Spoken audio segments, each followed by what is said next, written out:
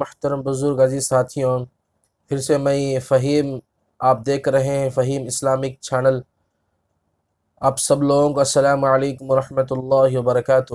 میرے محترم بزرگ عزیز ساتھیوں، پھر سے میں آپ کے سامنے ایک حدیث لے کر آ چکا ہوں۔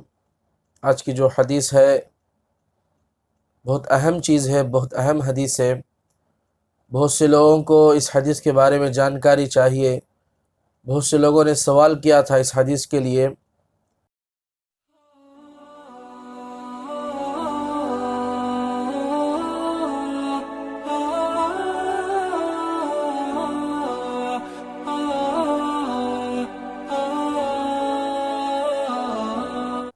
سوال کیا ہے؟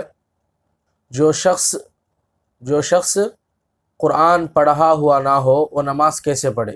جو شخص قرآن پڑھا ہوا نہ ہو وہ نماز کیسے پڑھے؟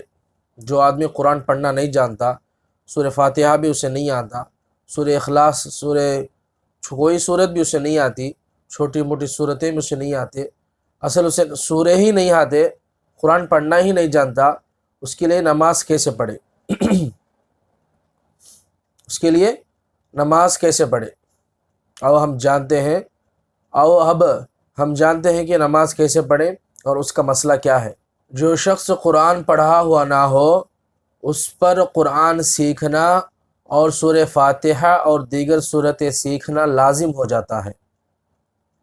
جو شخص قرآن پڑھا ہوا نہ ہو اس پر قرآن سیکھنا اور سورہ فاتحہ اور دیگر سورتیں سیکھنا اس پر لازم ہو جاتا ہے، ورنہ کوتاہی پر وہ گنہگار ہوگا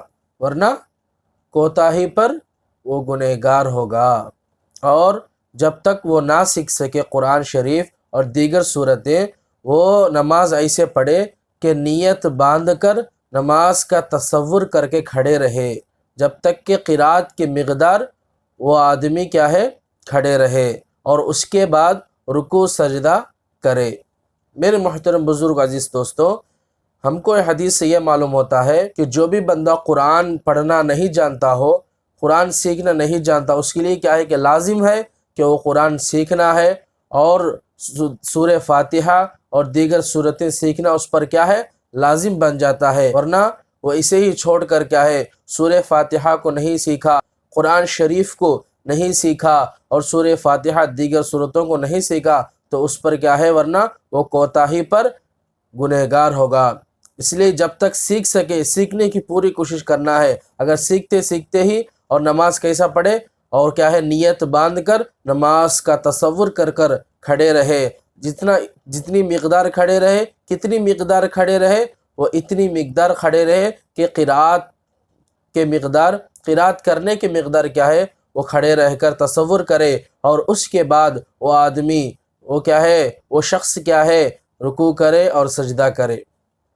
دیکھو میرے محترم بزرگوں دوستوں، اللہ تعالیٰ سے دعا ہے کہ اللہ تعالیٰ ہم سب کو اس حدیث پر عمل کرنے کی توفیق عطا فرمائے اور عملاً دوسروں تک پہنچانے کی توفیق عطا فرمائے۔ اور اب تک جو لوگ بھی قرآن نہیں سیکھے ہیں، قرآن شریف ان کو پڑھنا نہیں آتا ہے، اور جو لوگ سورہ فاتحہ نہیں آتا ہے، دیگر سورتیں نہیں آتا ہے، وہ لوگ جلد سے جلد اپنے محلوں کے پاس، اپنے مسجدوں کے پاس جو بھی عالم صاحب ہے، جو بھی امام صاحب ہے، ان کے پاس جا کر اپنی سوروں کو سیکھیں، سورہ فاتحہ کو سیکھیں، نماز کیسا پڑھنا سیکھیں اور اگر سورے آ گئے تو سوروں کو صحیح کریں کہ جتنے مسجد امام صاحب ہیں ان کے پاس جا کر بیٹھیں، اے امام صاحب مجھے سورہ صحیح کرنا ہے، آپ لوگ جا کر سورے صحیح کریں اور جا کے نماز پڑھیں گے تو اللہ تعالیٰ آپ کی نمازوں کو ضرور قبول فرمائے گا، آپ کی نمازوں سے ضرور خوش ہوگا۔ اللہ سے دعا ہے کہ اللہ تعالیٰ ہم سب کو